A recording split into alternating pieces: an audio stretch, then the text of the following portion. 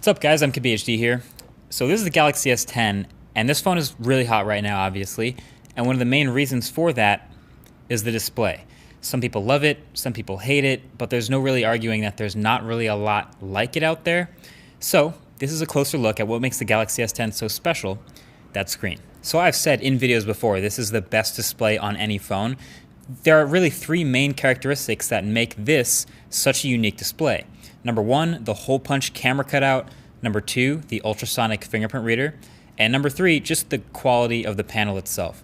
So to start with the hole punch cutout, it's pretty straightforward. On our way to bezel-less displays, we got notches, we got smaller notches, and then eventually we got things like the fingerprint readers moving behind the display glass. So the only thing left is the front-facing camera. So in Galaxy S10, it's a laser-cut hole in Samsung's AMOLED panel, a process that's not totally unique. I mean, we saw the cutout in the Honor View 20, but that was an LCD display. This is, of course, an OLED, so this being the first in an OLED. And Samsung is really proud of that and how precise it is. And I can vouch the hole punch is definitely a little tighter around the actual camera than Honor's. Also, something interesting, so the Galaxy S10 has that single cutout, while the Galaxy S10 Plus has a dual cutout on the top corner. I was told that that second spot is for a depth sensor and that this is not a second camera. But when you open the camera app on the S10 Plus, you get these two buttons, which looks like a normal and a wide. A normal one for one person, and you click it, and the wide angle for multiple people. It seems to be two different camera angles. Turns out this is literally just cropping in on one wide angle sensor. So if you cover the right-hand side of the cutout and swap between the cameras, they both work. And if you cover the left-hand side, it's blocking both angles. So this button is literally just cropping in and out of one camera, fun fact. The right-hand side cutout really is just for a depth sensor for portrait mode. Anyway, I'll have more thoughts on how it looks with videos and full-screen games and just generally getting used to it and things like that in the full review, but so far it's actually really not that bad at all. I mean, despite it being basically a notch, I find it a little less obtrusive than an actual notch. Also, for those wondering, this is how screenshots look on the S10 Plus when it's drawing that animation around the camera cutout. All right, so the second distinguishing feature here is the ultrasonic fingerprint reader underneath the display. So you remember, maybe if you were here, the first durability test I did with one of the earliest under glass fingerprint sensors, that was an optical sensor. Now I'm not gonna go that far again with sandpaper and everything, because this is my only Galaxy S10, but there are still some unique questions now about the ultrasonic fingerprint sensor versus optical.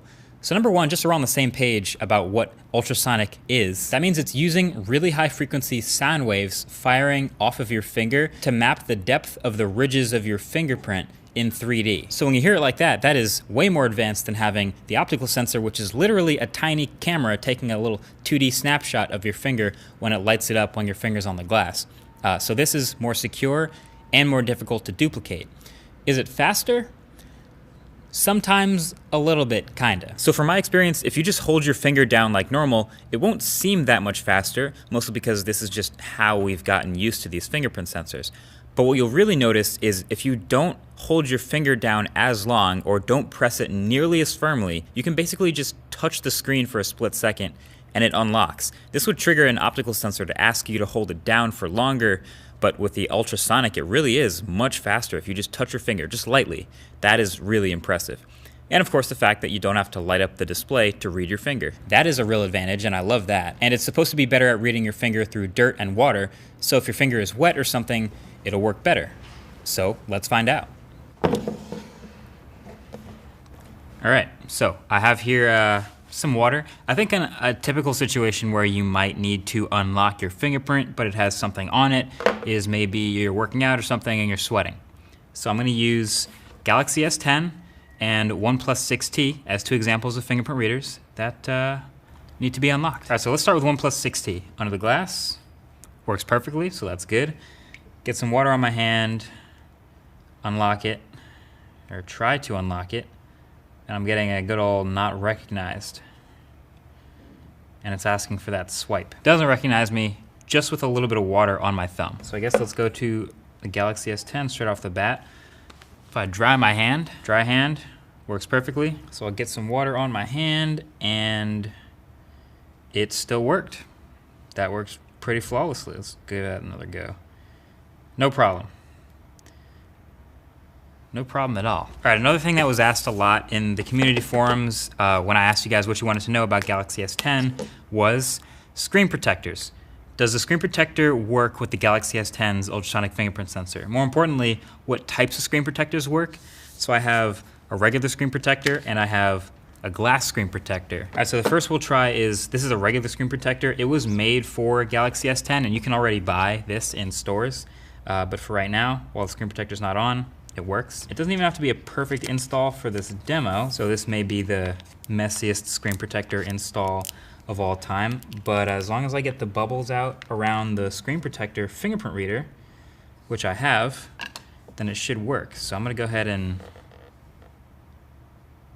yep, you can use a fingerprint reader with a screen protector on Galaxy S10.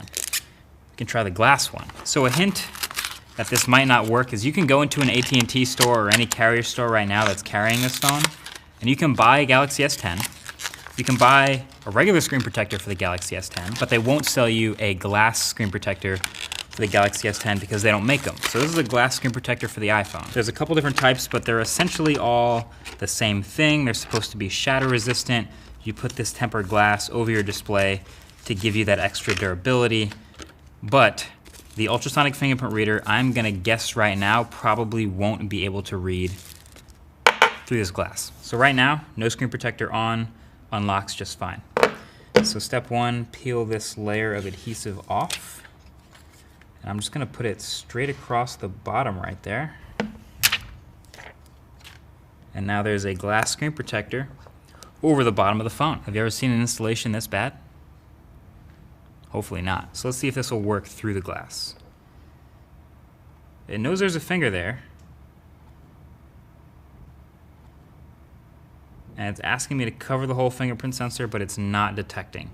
If I take this off, so that's a no-go on glass screen protector for Galaxy S10. Yes to a regular one, but unless you want to get one of those weird screen protectors with a circular cutout around the fingerprint reader, I would say no to glass. All right, so the last big bullet point for this display and just the panel itself is how good it is, period. So resolution, 3040 by 1440, 3K. The brightness is 1200 nits at its peak brightness, which is brighter than most TVs. It's 6.4 inches from corner to corner on the S10 Plus. It has the curved edges like we talk about, the super thin top and bottom bezels. Physically, it's top notch. Well, I guess you can't say it's not actually top notch because the notch is not the, you get what I mean. So there are two display modes. Out the box, it's on this natural mode, which actually to my eye, for the first time ever in a Samsung phone, actually looks a bit muted out the box. And then there's vivid mode, which is very saturated. Vivid is a great word for it. There's still that adjustable color temperature and all that, but that's the Samsung look that you're used to. Also out the box, it's gonna be at its 2280 by 1080 resolution instead of max, which is to preserve battery life. But if you want that extra bit of crispiness, especially when watching video, you can go ahead and bump that up in the display settings and enjoy all of the